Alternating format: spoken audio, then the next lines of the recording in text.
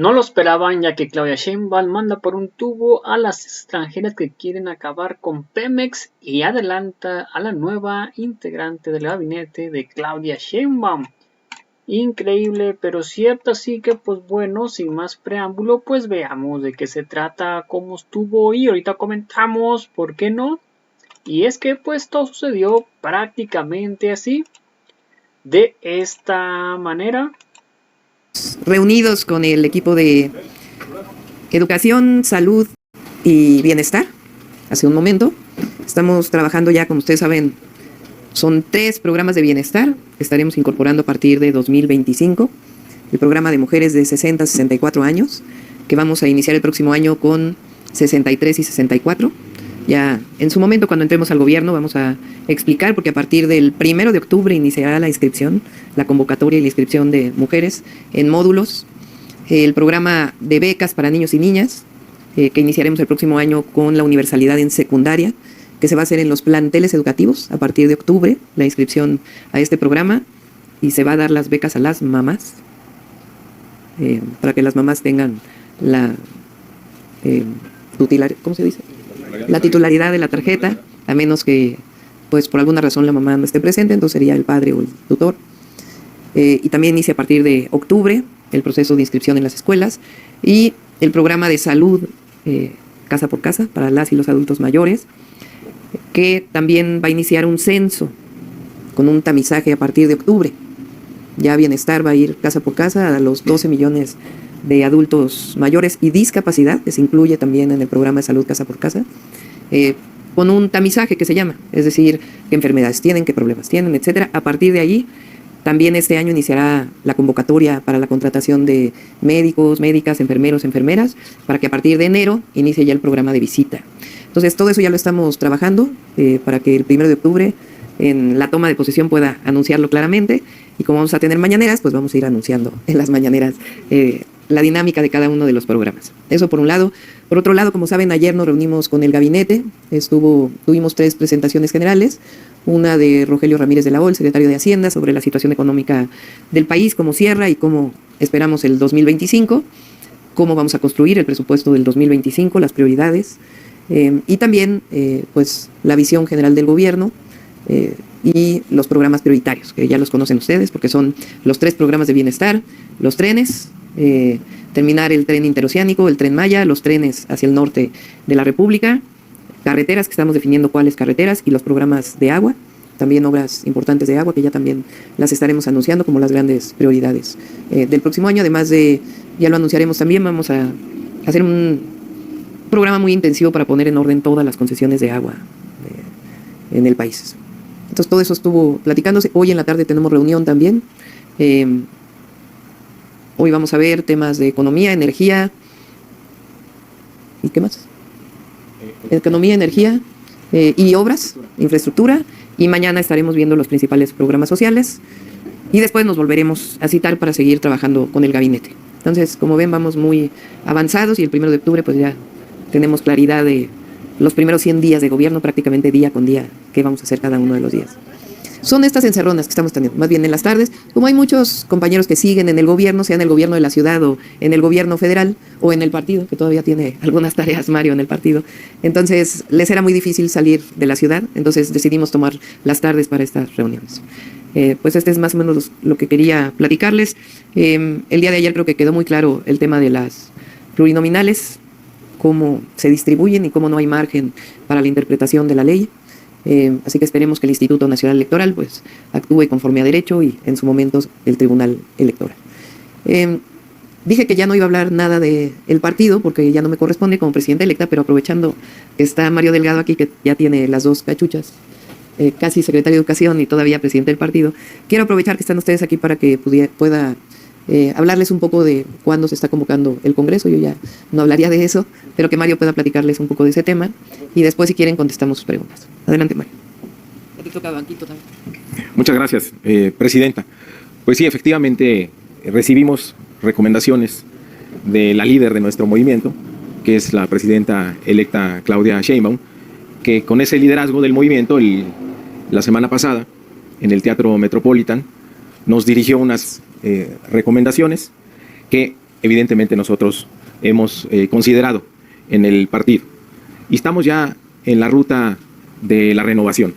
Será una renovación muy ordenada, que resulte con una dirigencia muy fuerte, muy organizada, muy apoyada por la militancia, porque lo mejor que podemos hacer, el mejor legado que podemos dejar la dirigencia que se va, es dejar una dirigencia todavía con más instrumentos, con más posibilidades para que siga creciendo nuestro partido y nuestro movimiento.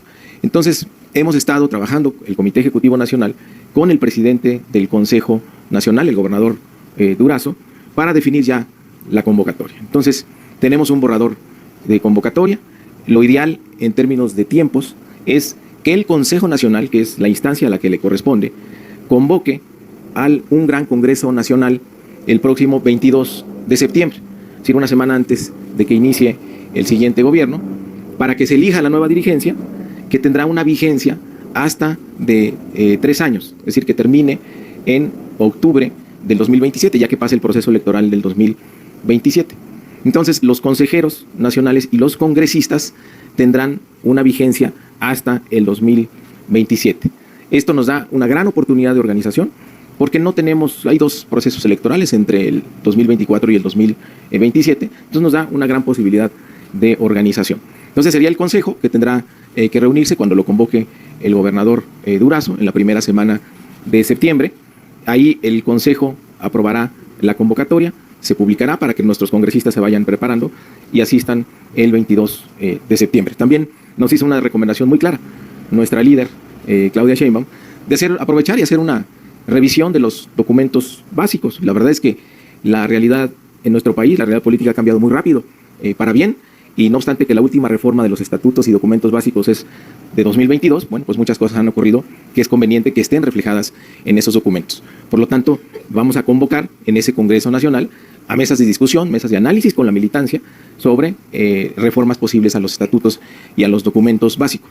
Quiero recordarles que el Congreso Nacional es la máxima autoridad del partido, es quien debe tomar las principales decisiones, y estos congresistas tienen un origen democrático, porque recuerden que fuimos a elección de congresistas nacionales, pusimos urnas en las plazas públicas del país y con voto libre y secreto se eligieron a los 3,000 congresistas en todo el país en el 2022, a mediados del 2022, y llegamos al Congreso Nacional el 17 y 18 de septiembre de ese mismo año. Entonces tienen toda la legitimidad de representar a la militancia. Por eso estamos en la posibilidad de convocar a un Congreso Nacional y hacer esta renovación que nos ha pedido nuestra dirigente. Y la nueva dirigencia entraría en vigor a partir del 1 de octubre. Esa es la ruta que se está planteando. Obviamente tiene que haber una elección democrática dentro del Congreso Nacional, que los congresistas decidan libremente quién será la nueva dirigencia.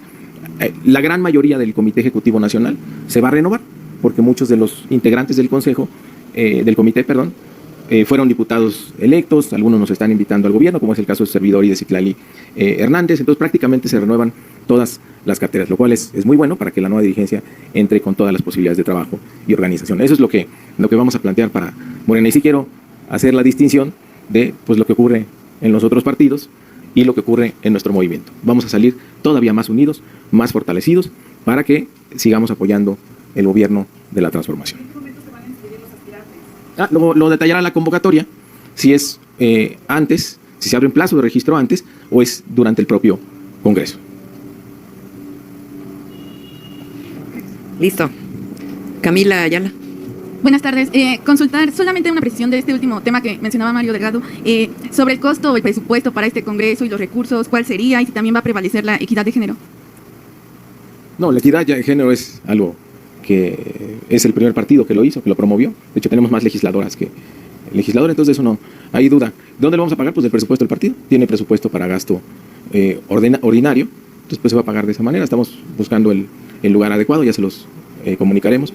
Pero digo, ya cuando tengamos el costo lo informaremos como siempre, ¿no? No es un tema.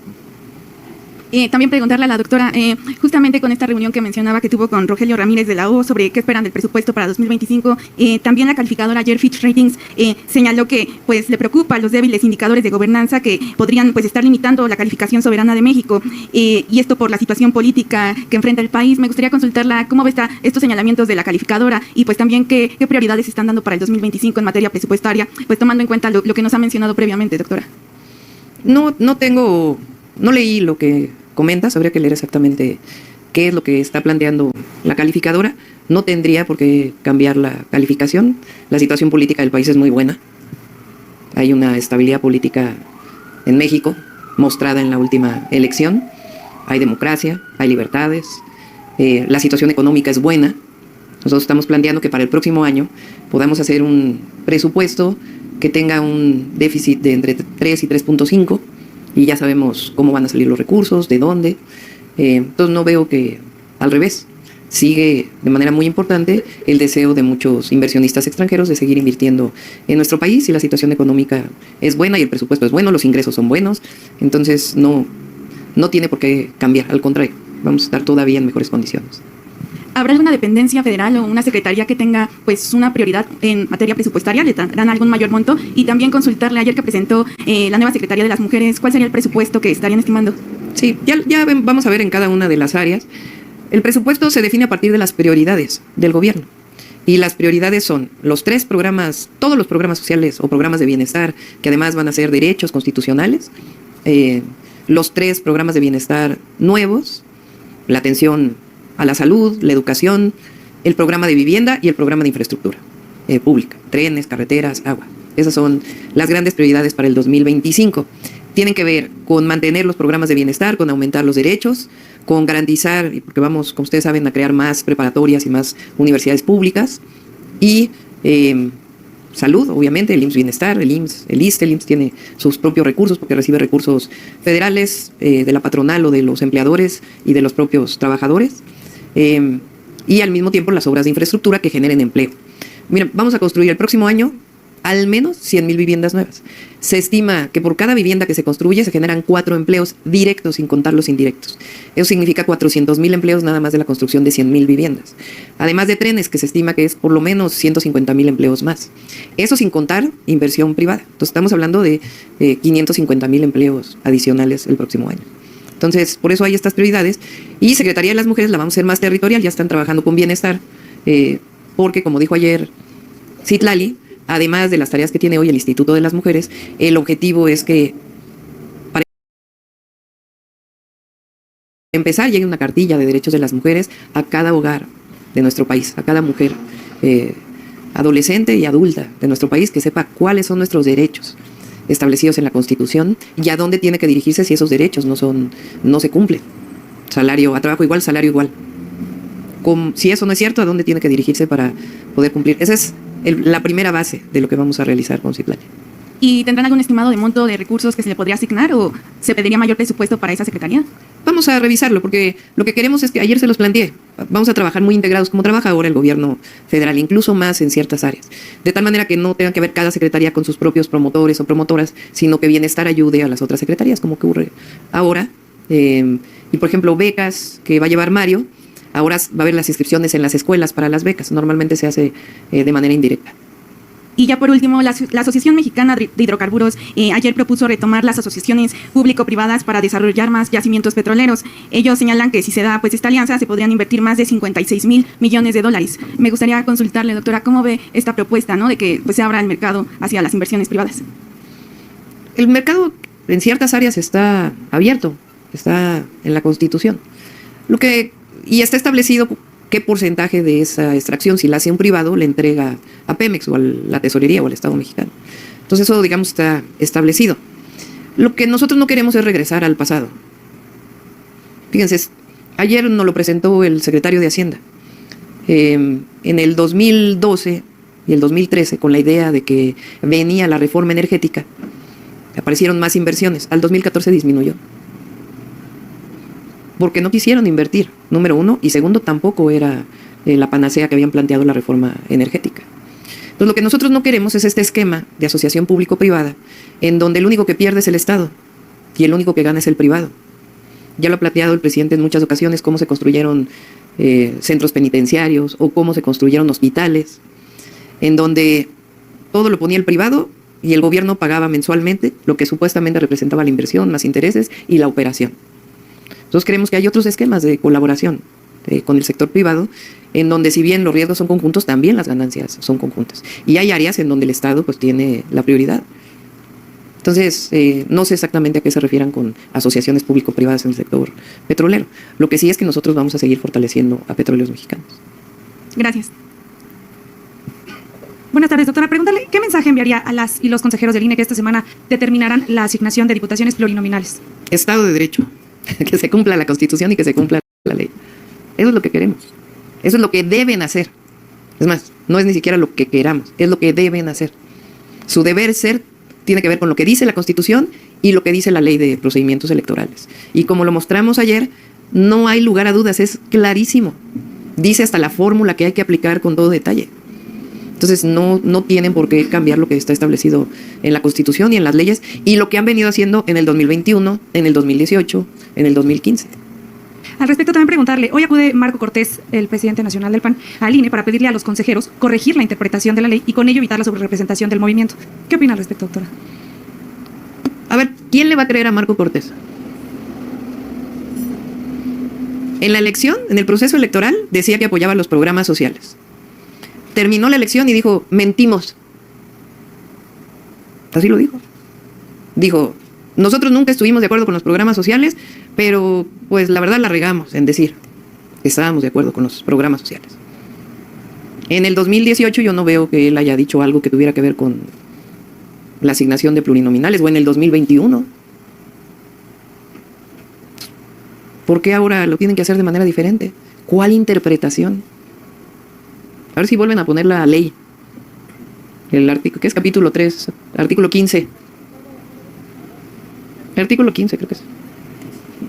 Uy, no se ve.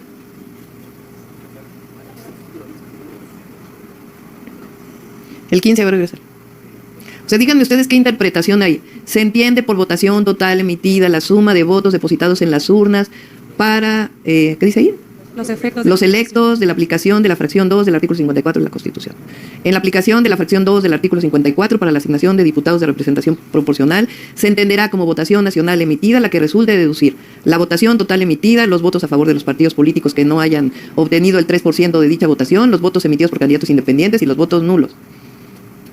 Para la asignación de diputados en el 16 de representación proporcional conforme a lo dispuesto en la fracción 2 del artículo 2 de la Constitución, se procederá a la aplicación de la fórmula de proporcionalidad pura integrada por los siguientes elementos: cociente natural y resto mayor. ¿Cuál interpretación? Tienen que hacer exactamente lo que dice la ley. Esto no tiene ninguna interpretación. Les dice la fórmula que hay que aplicar con todas sus letras. Y como decía ayer, el PAN tiene más diputados de representación proporcional que diputados que ganaron de mayoría, porque así está hecha la ley de representación para la representación proporcional. ¿A qué va a ir Marco Cortés a decir, a ver, Instituto Nacional Electoral, violen la ley en este caso? ¿Cuál interpretación? Esto no está sujeto a interpretación, es hacer exactamente lo que dice la ley. Gracias. Arturo. Sí, muchas gracias, doctora. Gracias, Mario. Doctora, ayer asistimos a la celebración que, con motivo de los migrantes, llevó a cabo el presidente en Palacio Nacional. Es muy bonito el reconocimiento, pero en términos mercadológicos, pensando que son nuestros mejores clientes, que son los que más aportan recursos a México, hay muchas cosas que todavía están en el tintero. Vaya, saliendo de esta celebración, había gente, representante de grupos de migrantes, que estaban agradeciendo al presidente todo lo que se ha hecho, todo el esfuerzo. Sin embargo, nos comentaban ya en corto que hay consulados en Estados Unidos, incluso en Canadá, en Toronto, donde no se les ha atendido como se debe. Y eso es muy preocupante porque sabemos que hay muchos abusos a mujeres, hay acoso. A los migrantes, por ejemplo, en Toronto, los llevan a los campos a trabajar, duermen en una especie de búnkers, en hamacas, y se alimentan cada vez que llega el capataz y les lleva los alimentos. Esto ya está de conocimiento del cónsul, sin embargo, no se ha hecho mucho todavía. Hay, obviamente, algunos que trabajan muy bien en Orlando, por ejemplo, el cónsul se ha preocupado muchísimo por los derechos de los migrantes, incluso de su salud, llevando unidades médicas a lugares donde ellos no pueden salir porque tienen miedo de ser deportados. Eso lo ha platicado, lo ha visto con el nuevo secretario, con Juan Ramón de la Fuente. Han platicado de eso y ¿a qué conclusiones han llegado? Sí. Más que clientes, porque yo creo que está bien que lo comentes como... Pero en realidad pues son nuestros hermanos, paisanos, paisanas, mexicanos y mexicanas que viven en el exterior, que aportan a la economía de México, están cerca de sus familias siempre, y además aportan a la economía, en el caso de los de Estados Unidos, Hemos platicado bastante con el nuevo, quien va a ocupar el puesto de secretario de Relaciones Exteriores, el canciller a partir del 1 de octubre. Él, ya lo vamos a presentar aquí si quieren. La idea es que él atienda personalmente. Les voy a dar una primicia, no está aquí, no sé, a ver si no se molesta conmigo. La persona que va a estar encargada del Instituto de Mexicanos en el Exterior es Tatiana Cloutier. Tatiana decidió quedarse, ella vive en Nuevo León, decidió quedarse ahí y ella me dijo a mí lo que me gustaría y lo hemos estado platicando, entonces ella nos va a ayudar mucho. Y la idea es que Juan Ramón de la Fuente, el canciller, atienda personalmente el tema de los consulados, particularmente Estados Unidos y Canadá. Nos va a ayudar mucho también esta agencia que estamos creando de transformación digital. Les voy a platicar. Muchas veces un migrante, una migrante, un hermano, hermana ya, lo que quieren es su acta de nacimiento. O tienen necesidad, si lamentablemente alguien falleció, el acta de defunción. Y eso es parte de los estados. O sea, el registro civil está en los estados, no está en la federación. Y a veces el cónsul o la cónsul no tiene la relación con los estados de la república para poder resolver un problema que parecería algo trivial. Entonces, parte de lo que vamos a hacer es que el registro civil de los distintos estados pueda tener comunicación para poder resolver no solo lo de los migrantes, sino muchos otros temas indispensables para tener bases de datos conjuntas en todo el país. Entonces, temas como esos ya los está viendo el canciller, el próximo canciller, para poderlo atender. Pero en efecto, tenemos que todavía atender más a nuestros hermanos migrantes. El cargo de Tatiana Cloutier, ¿ella se lo sugirió? Lo platicamos juntas. Pues nos queremos mucho con Tatiana, además del agradecimiento por todo lo que ha hecho por el movimiento.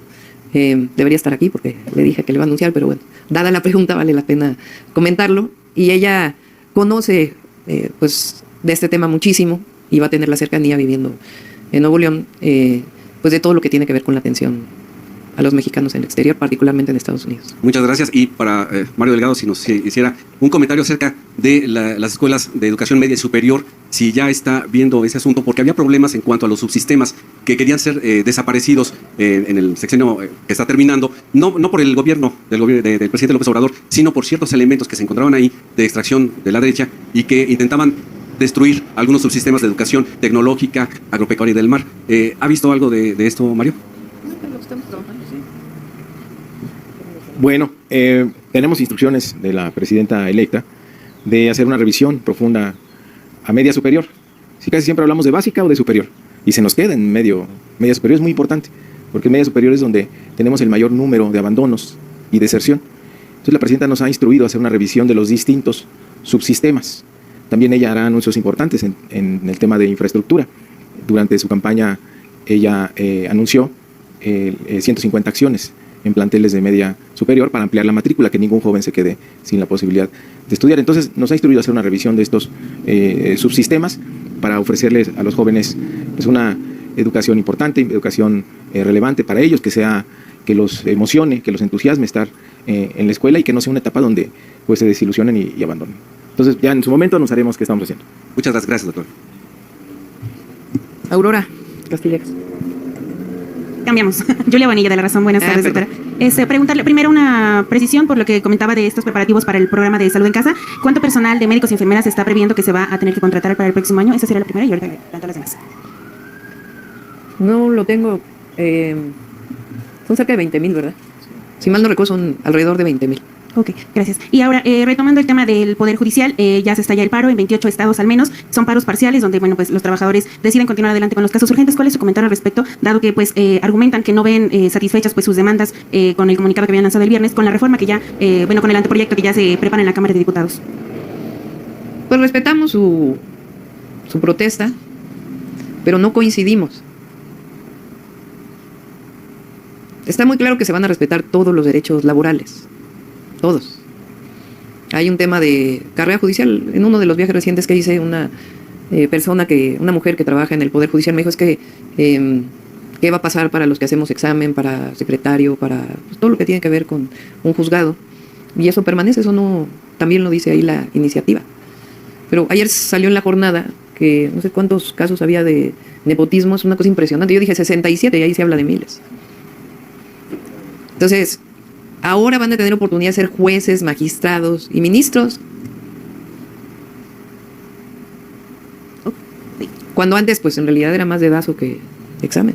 Y respecto al mismo tema, ¿cómo toma este fragmento que destaca hoy la cuenta de la Suprema Corte de una participación de la ministra Norma Piña, en donde en sus palabras dice que nadie tiene la bola de cristal de lo que ocurrirá en el porvenir, y menos aún si no se cuenta con un diagnóstico serio y pormenorizado sobre el significado y la enorme trascendencia de la independencia judicial? A ver. La independencia del Poder Judicial, así como el Ejecutivo, logró separar el poder político del poder económico. Uno de los objetivos de la reforma al Poder Judicial es que se logre separar en el Poder Judicial el poder económico del poder de los ministros, de los jueces. ¿Independencia de quién? En el momento que un juez sea electo por el pueblo, tiene más autonomía que la que tiene ahora. Porque ¿quién le va a poder decir, orientar a una decisión? Si es electo por el pueblo. Tiene la fuerza de haber sido electo.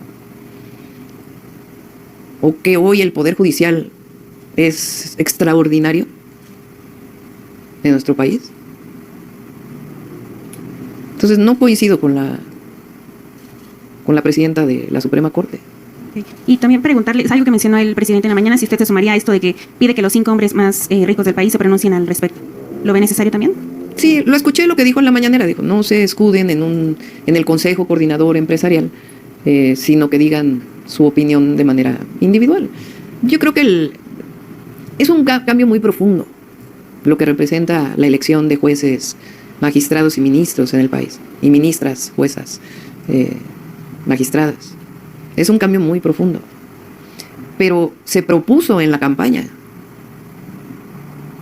O sea, no es algo que salió después de la campaña y se dijo, pues ahora esto es lo que vamos a hacer. Sino que se propuso y la gente decidió votar por ello. Entonces sí es un cambio importante. Pero el demócrata o la demócrata siempre piensa que la democracia ayuda al fortalecimiento de los sistemas. Evidentemente hay áreas del gobierno que requieren una verticalidad, como es un ejército, etc. Pero un poder, si ya hay democracia en el Ejecutivo y en el Legislativo, ¿por qué no puede haber democracia en el Poder Judicial? Entonces, lo que hay que pensar no es qué problema se va a generar, no, más bien, qué bien le va a hacer esto a México y cómo vamos a construir un Poder Judicial que le responda a la gente. Y otra pregunta ya relativa al IMSS Bienestar. Hace 2 meses el IMSS había marcado un A ver ultimátum. si tienen por ahí la encuesta que sacamos la primera, hace como 2 meses, a ver si la tienen, para recordarla. Del IMSS Bienestar. Hace 2 meses el IMSS marcó un ultimátum a los 8 gobiernos de oposición que pues estaba dando más bien una prórroga para de aquí a octubre seguir pagando los salarios del personal. Saber si ya tienen alguna proyección de qué va a pasar en los casos donde los gobiernos decidan no adherirse al esquema, en el entendido que creo que Coahuila y Durango ya se adhirieron al IMSS Bienestar. Todavía no se adhieren, hay pláticas con los gobernadores. Ya, pues, en el momento que entre como presidenta constitucional, pues ya vamos a platicar con cada uno de los gobernadores y gobernadoras. Tiene que haber respeto a cada una de las decisiones de las entidades, y en la medida que el IMSS Bienestar pues sea un mejor sistema que el sistema estatal, pues la propia gente lo va a pedir. Pero en la previsión de que estos estados decidan no adherirse, ¿estarían dejando como a la deriva ya que se encarguen totalmente de salarios y todo este tema los propios estados? ¿O? Ya lo vamos a ver a partir del 1 de octubre. Okay, gracias. ¿Quién sigue? Daniel Rosas. Gracias, doctora. Por acá, buenas tardes. Algunos temas. El primero de ellos, aprovechando lo que en la mañana se comentó sobre la política exterior humanista por parte de México, quiero preguntarle, por un lado, si hay algún plan para reforzar, entiendo que se le va a dar continuidad al proyecto, pero si hay algo que deba reforzarse desde su punto de vista, un poquito propuesto de lo que decía Arturo, y si además en este tema de política exterior le merece algún comentario el hecho de que el presidente argentino Javier Milei haya decidido o cancelado su visita a México. Que tenía La primera es sobre qué, perdón. sobre la política exterior humanista. Hoy presentó Alicia Bárcena en la conferencia mañanera un balance. Habló pues de la buena representación con Estados Unidos, de cómo se han hecho esfuerzos hacia el sur para el tema migratorio, por ejemplo, con Venezuela, para hacer un tránsito ordenado. Y bueno, al respecto, entiendo que se le da continuidad, pero quiero saber si además hay algo, usted ha dicho, se le da continuidad, pero somos personas diferentes, gobernantes diferentes, si habrá algo que deberá reforzarse o cambiarse. Sí, que ya dedicamos un día a hablar en particular sobre política exterior. Invito a Juan Ramón de la Fuente. Para mí la política exterior del presidente López Obrador es un timbre de orgullo en su relación con nuestro vecino del norte, que es de respeto, de colaboración, de iguales, no de subordinación, pero al mismo tiempo de una gran comunicación, y con todos los países igual. Y ahí en donde ha habido problemas se ha sido igual, con mucha fortaleza. El rescate que se hizo en su momento de Evo Morales, o el rompimiento de relaciones con Ecuador por haber invadido la soberanía de México, o en el caso de Perú. Entonces yo creo que se ha recuperado la esencia de la política exterior en México. Se pasó del Plan Mérida, que era de subordinación, al Acuerdo Bicentenario, que es muy distinto, con mesas de alto nivel que platican sobre los distintos temas, desde narcotráfico, fentanilo, hasta migración, hasta cuestiones de comercio. Entonces eso es lo que nosotros vamos a seguir, y además está plasmado en la Constitución, afortunadamente y muy claramente, cuáles son los lineamientos de política exterior y la doctrina Estrada, que es un timbre de orgullo en general para nuestro país. Lo que pasa es que antes era, como decía el presidente, en la época cuando yo era joven, así decían yo en las mítines, fíjense, en el 71 creo, ¿en qué año vino Salvador Allende a México? Que lo trajo Echeverría. 71, porque 73 fue el golpe de Estado en Chile, 72, que fue a la Universidad, 72, que fue a la Universidad de Guadalajara. Entonces fíjense, acababa de pasar el 68 y la represión del 71. Y sin embargo viene Salvador Allende, que era un símbolo, a la Universidad de Guadalajara a hablarle a los jóvenes, que es aquella frase de joven que no, la contradicción entre ser joven, ¿cómo es la frase? Ser joven y no ser revolucionario es una contradicción hasta biológica. Pero entonces la política interior pues era de una represión tremenda, y hacia el exterior pues era de reconocimiento de gobiernos como el de Salvador Allende. Hoy es distinto. La política interior tiene que ver también con la política exterior, sin intervencionismos, sino de construcción de la paz y de respeto a las soberanías. Doctor, en este caso, por ejemplo, estas mesas, ¿de qué tanto están sirviendo si al final del día Estados Unidos no comunica a México operativos tan importantes como, por ejemplo, la detención de México? Sí sirven, porque hay muchas cosas en las que se colabora, y ahí donde no se está de acuerdo, pues también se hace público. Fíjense, ahí también cambió. Antes todo era cerrado, oscuro, se simulaba, y ahora se ponen de acuerdo y al mismo tiempo se dicen, esto no estoy de acuerdo y quiero que me informes, y eso es muy sano. Pero pareciera que Estados Unidos sigue haciendo eso. No, hay mucho respeto en muchos temas de Estados Unidos hacia México, y habrá otros en donde no se está de acuerdo y se pone sobre la mesa, y es también defensa de la soberanía y al mismo tiempo abrir aquellas cosas en las que no se está de acuerdo, y eso es muy sano para la relación. Doctora, sobre ese tema, ¿quiere que hagamos un paréntesis o...? Ahorita lo ponemos si quieres, termina de... Sí, rapidísimo. Sobre la reunión que tuvo con Rogelio Ramírez de la ONU, nos comentaba usted que le ofreció un balance en materia económica.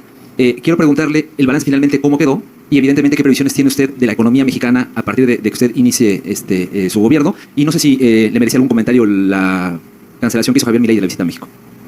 Pues es su decisión. Ahí sí, sin comentarios. En general la situación económica del país es muy buena. Por supuesto que hay temas, somos una economía global, tenemos un mercado muy importante con Estados Unidos. Cuando hay asuntos internacionales afectan a nuestro país. A diferencia de otros momentos, la economía mexicana está muy sólida por su mercado interno y por las inversiones también que están llegando. El aumento salarial ha sido muy importante, los programas del bienestar. Entonces, la disminución de la pobreza, la disminución de las desigualdades. Entonces, vemos un muy buen panorama para el 2025, pero queremos... hay que ver cómo cierra el déficit este año, que también sé que el presidente está tomando sus previsiones. Entonces, ni vamos a endeudar al país. Yo siempre dije, va a haber una relación razonable entre PIB y deuda, y no vamos a endeudar irresponsablemente al país. Vamos a mantener las condiciones macroeconómicas, la autonomía del Banco de México, y al mismo tiempo seguir fortaleciendo la economía de nuestro país. Finalmente, doctora, saber si tiene alguna respuesta a los colectivos de madres buscadoras que están en el Zócalo desde hace 2 días, que han solicitado reunirse con usted o un acercamiento con usted, y a propósito de lo que va a hablar ahorita de la reforma judicial, de la sobrerepresentación. Entiendo que el argumento de la oposición más bien es lo que usted comentaba el día de ayer, que ellos buscan, que ellos manejan también el tema de la coalición, y usted explicaba ayer que el PRI hizo una modificación a la ley para quitar la palabra coalición y que quedara solamente partidos. A lo mejor valdría la pena resaltar esa última parte con base en la ley, si lo tienen detectado. Que hagan exactamente lo que hicieron en el 21 y lo que hicieron en el 18. Si ya lo hicieron, ¿bajo qué argumento lo van a cambiar?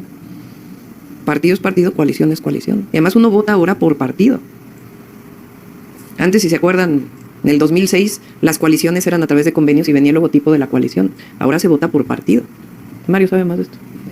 ¿Quieres comentar algo? Pues es lo que dice la presidenta, la ley está muy clara. O sea, no admite interpretaciones a contentillo o a partir de los resultados. Se tiene que respetar la voluntad del pueblo. No es una sorpresa lo que estamos viviendo. La doctora Sheinbaum hizo campaña pidiéndole al pueblo de México ser la primera presidenta en la historia de este país, pero además que le diera la mayoría en el Congreso para llevar a cabo una serie de reformas. Primero las 20 planteadas por el presidente, más la agenda que la doctora Sheinbaum está proponiendo. Y la gente votó por eso. Entonces, el pedir que se viole la Constitución porque a unos no les gusta, pues es algo impensable, ¿no? Sería vulnerar nuestra democracia. Y la otra es, ¿por qué le tienen miedo a la mayoría de Morena? Ya tuvimos la mayoría y ahí están las reformas que se hicieron, todas en favor de la gente. Los nuevos derechos sociales, el que la corrupción sea un delito grave. El presidente mandó una iniciativa para quitar la inmunidad al presidente y que pudiera ser juzgado. Se quitaron las pensiones a expresidentes y todas las reformas que le han caído muy bien a nuestro país, que hicieron las mayorías del PRI y del PAN. Pues entre otras cosas, la reforma energética entreguista, el FOBAPROA, en fin, tantas reformas que fueron en contra del pueblo de México. Entonces, en las reformas que se están planteando, pues siempre van a ser en beneficio de la gente. No se puede violar la Constitución porque entonces entraríamos en la anarquía total, que es lo que les gusta a los empresarios. Más faltó que dijeran, a ver, empresas como ¿cuántos diputados crees que deberíamos de tener? Aquí, en una democracia, el pueblo manda, y el pueblo fue muy claro, muy contundente en la votación del 2 de junio, y es lo que estamos pidiendo que se respete. La segunda creo que es de quién está de acuerdo en la reforma y que se elijan los... La que sigue. Ahí está. ¿Cómo cree usted que deben ser elegidos los ministros de la Suprema Corte? Por elección del pueblo de México, 68% de acuerdo a la encuesta de las Heras, 75% de acuerdo a ENCOL y la Comisión de Encuestas de Morena, 75%. Por la Cámara de Senadores, 25%, 21% y 18%. Y esto fue hace 2 meses. Entonces, la gente sabe por lo que votó, ¿no? Y sabe por qué lo hace. Porque hay esta idea de que se manipula al pueblo. Nosotros no estamos de acuerdo con eso. Yo me acuerdo en los mítines, quien me acompañó me preguntaba, ¿cómo es el Poder Judicial? Y antes de que acabara, ya venía la respuesta. ¿Hay corrupción? No hay corrupción. Y la gente contestaba. Pero eso es la cotidianidad de lo que vive el pueblo de México. Entonces hay una mayoría que dice, pero una mayoría muy importante, más de los que votaron por mí, 75% en el caso de la encuesta de ENCO. Por nosotros votó el casi 60%. No, porque es representativo. O sea, una encuesta de 1,200 personas a nivel nacional lo que te dice es lo que piensa todos los mayores de 17 años, o sea, los de 18 años y más. Es representativo.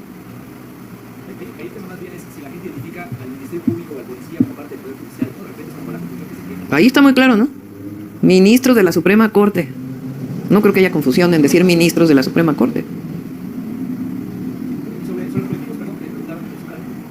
Ya nos tocará atenderlos ya cuando entremos al gobierno. A ver, algunos más. Acá ahora sí vamos a recuperar a Sonora Power, porque ayer no le dimos la palabra. Gracias, Presidenta.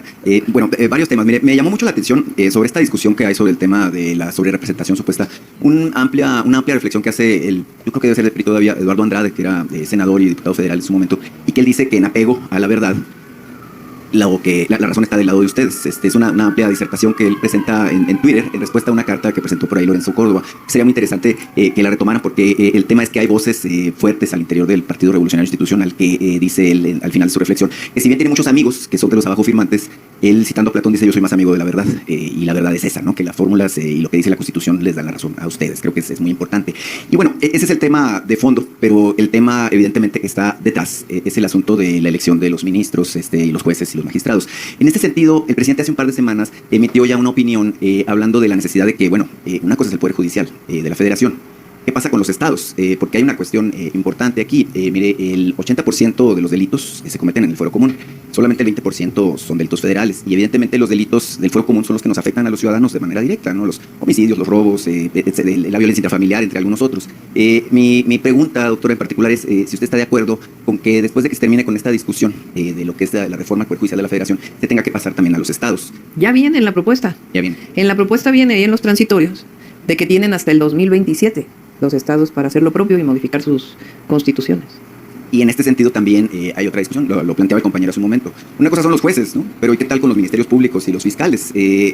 Yo hace un par de meses le comentaba este tema al presidente. En Estados Unidos se elige, por ejemplo, a los fiscales de distrito, a los jueces locales. Si estarían ustedes en apertura de que también se eligiera por voto directo justamente pues a los ministerios públicos, a los fiscales de los estados, al fiscal general de la República, porque creo que es la otra parte, ¿no?, de la administración de justicia. Pues vamos a empezar con Poder Judicial y luego en Diálogos por la Transformación se hizo una propuesta integral que no viene lo de la elección en el caso de ministerios públicos, de las fiscalías, pero sí viene la integración de varias propuestas para un sistema de justicia, que ya tendría que ser una siguiente etapa. Un tema totalmente distinto, doctora. Me gustó mucho su mensaje, debo decir, el jueves pasado. Y me llamaba mucho la atención la parte donde usted habla primero de defender el legado o los legados del presidente Andrés Manuel López Obrador, porque bueno, usted reflexionaba que hicieran voces en la oposición que usted negara o renegara del presidente López Obrador, y usted dijo, bueno, que desde su punto de vista es el mejor presidente en la historia de nuestro país. Yo quisiera que nos diera, a partir de su reflexión, cuáles son los tres principales elementos, por ejemplo, en materia económica, en materia política, en materia social, cuáles son esos legados que usted defendería. A ver, yo creo que hay muchas contribuciones del presidente. La primera es justamente la separación del poder político del poder económico y tener un gobierno que represente al pueblo de México.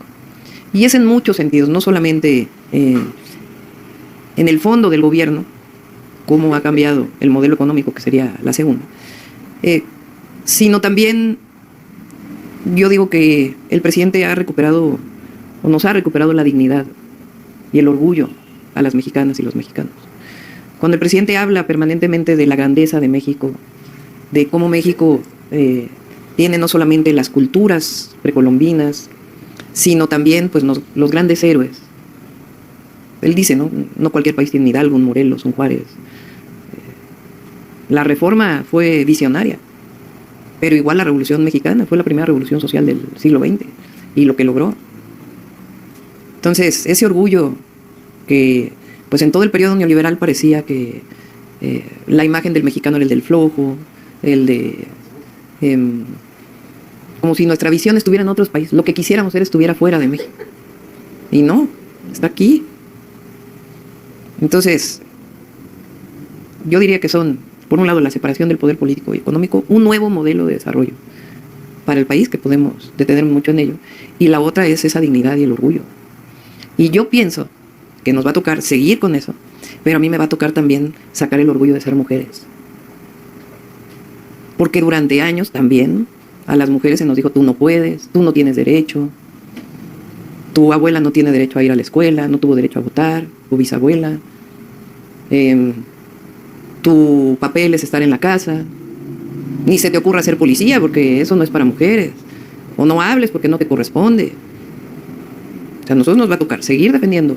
Por eso yo digo, es transformación y seguir defendiendo nuestro orgullo como país, como mexicanas, como mexicanos, a nuestros hermanos que viven en Estados Unidos, pero también nos va a tocar el reconocimiento de todas las mujeres, desde la mujer que vive en los Altos de Chiapas, que a veces no es reconocida, hasta cualquier mujer en nuestro país. Yo por eso dije en ese discurso, es transformación y es tiempo de mujeres, porque eso nos identifica, y cuando digo llegamos todas es por eso, no solamente los cambios jurídicos, legales, sino lo que significa para nosotros poder acceder y la igualdad.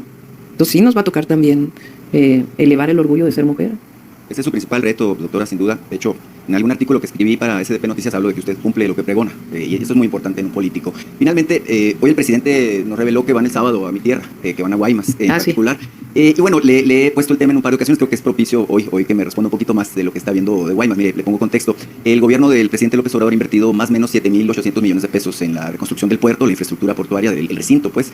El tema de la carretera, que también es muy importante, que se vincula, bueno, como usted sabe, a través de la Federal 15 hasta Nogales y hacia el sur, hacia Sinaloa, pero también la carretera que va y se está ampliando justamente hacia Chihuahua. Temas relevantes, ya hay también avanzado el tema del ferrocarril, en particular en la conexión hacia Nogales. Y bueno, es evidente que para nosotros, para los sonorenses, el tema de Guaymas pues es nuestro boleto dorado, ¿no? Porque es una de las herramientas de que disponemos para patentar el desarrollo futuro de Sonora. No hace mucho, creo que hace 15 días hablamos aquí de que somos la tierra del futuro, ¿no? Y así nos queremos nosotros quedar, bueno, y también ser la tierra del presente. Y en ese sentido, pues se necesita de una apuesta importante, ¿no? De parte de una administración como la que usted va a encabezar. El presidente le quedan 6 semanas, usted entra en escena muy pronto, y pues obviamente que la vamos a recibir con mucho entusiasmo, por supuesto, en Guaymas, y naturalmente que usted dijo que su corazón está en Sinaloa, pero pues también lo queremos por allá en el pero no son vecinos. Ajá, exactamente. Entonces, si nos puede comentar y enviarnos un mensaje a los sonorenses ahora que nos visita ya como presidenta electa. Sí, estamos trabajando en varios proyectos con el gobernador Durazo. El Plan Sonora tiene mucho potencial, y lo que tenemos que desarrollar pues es la infraestructura. En Estados Unidos es justamente la zona en donde se están desarrollando los semiconductores. Entonces, Sonora tiene un potencial muy grande para tener este vínculo en la integración económica que existe con Estados Unidos. Pero nuestro objetivo es el desarrollo tecnológico propio también, no solamente la maquila. Entonces, ya en su momento lo vamos a platicar, vamos a ampliar La planta de Puerto Peñasco, ya tenemos una parte de eso, de hecho ahorita tengo una reunión del tema de energía. Y la terminación de la carretera hacia Chihuahua, ese inicia el próximo año, y ya vamos a platicar de lo que significa el plan sonoro. Sí, ya los dejo porque ya se hizo tarde. Gracias a todos y a todas.